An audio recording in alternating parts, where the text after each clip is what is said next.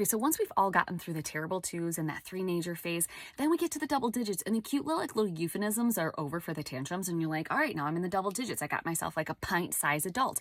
These huge tantrums are over now.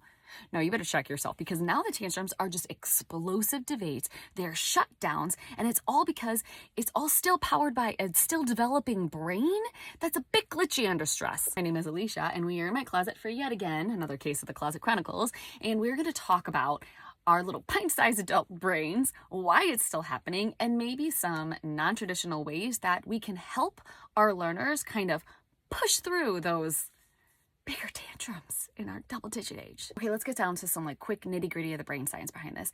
In the preteens, our learner's amygdala, which is responsible for those emotions, it's hyperactive due to the hormonal shifts, and it's essentially flooding their brain with stress signals. And that, my friend, is going to trigger a fight or flight response. And that's why those explosive debates go from 0 to 60 so quickly. Now, if we quickly shift over to like the ABA lens, ABA is all about the function of a behavior.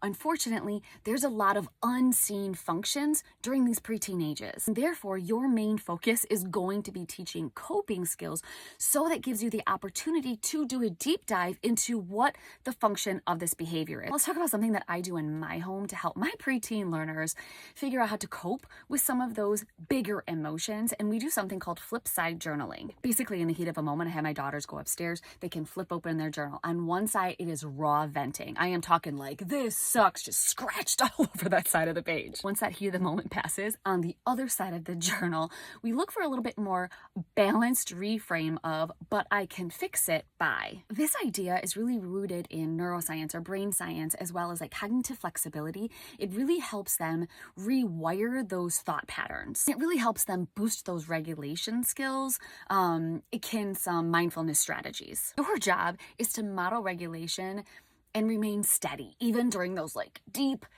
dark circles of that raw venting. Remember, while our preteens look like pint-sized adults, their brains are still kind of like in upgrade mode, and they're still pretty glitchy. So think naturalistic, child-led ways are going to be a lot more successful with them at this time than drill sergeant.